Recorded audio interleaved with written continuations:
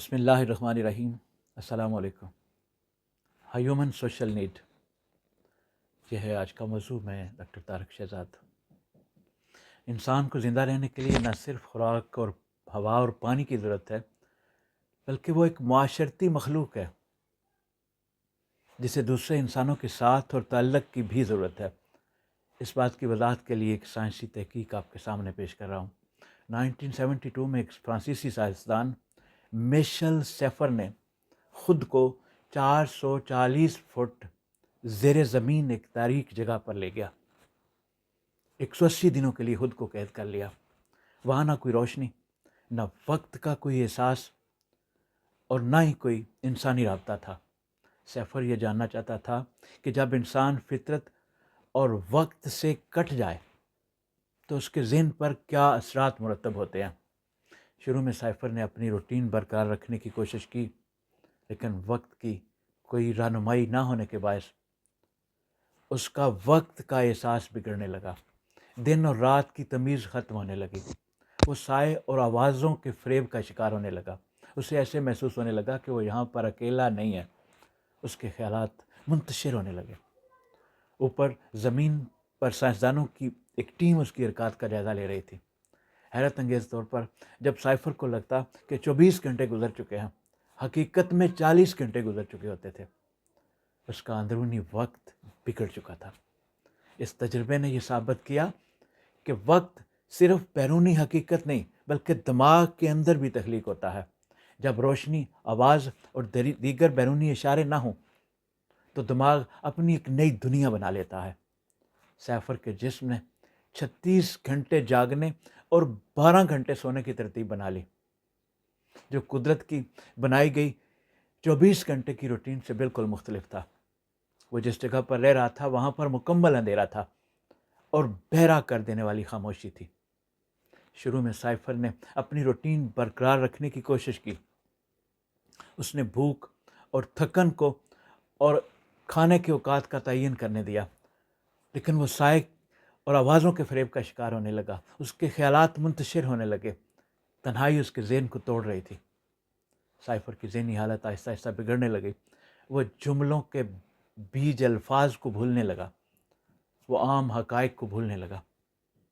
اس کے جذبات شدید جھول کھانے لگے، کبھی خوشی، کبھی شدید اداسی۔ تنہائی اس کا دماغ بدل رہی تھی۔ وہ آہستہ آہستہ پاگل پن کی طرف جا رہا تھا۔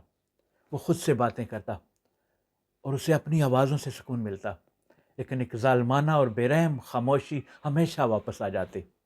180 دن کے بعد جب سیفر کو باہر نکالا گیا تو اس کے حساب کے مطابق 151 دن گزرے تھے، اور اسے یہ افسوس ہو رہا تھا کہ میرے 29 دن کہاں گئے ہیں۔ اس تحقیق سے جو نئی چیزیں سامنے آئیں وہ یہ تھی: وقت صرف ایک بیرونی حقیقت نہیں، کچھ ایسا بھی ہے جو دماغ خود بناتا ہے۔ تنہائی اور حسی محرومی انسان کی ذہنی صحت کو بگاڑ دیتی ہے اور بے ترتیبی پیدا کر دیتی ہے۔ اس تحقیق نے بعد میں خلائی سفروں میں بڑی معاونت کی۔ خلاباز انہی دو کیفیات میں سے گزرتے ہیں۔ اس تحقیق نے یہ ثابت کیا کہ قید تنہائی قیدیوں پر کیا اثرات مرتب کرتی ہے۔ اب آتے ہیں اصل موضوع پر۔ انسان کو سماجی تعلقات کی ضرورت کیوں ہوتی ہے؟ ارسطو نے کہا کہ انسان ایک معاشرتی حیوان ہے، یعنی وہ دوسروں کے بغیر مکمل نہیں رہ سکتا۔ اور یہی بات بزبان شاعر: فرد ربط ملت سے ہے تنہا کچھ نہیں، موج ہے دریا میں بیرون دریا کچھ نہیں۔ یہ ایک حقیقت ہے کہ انسان کا وجود اور اس کی شناخت دوسرے انسانوں کے ساتھ جڑی ہوتی ہے۔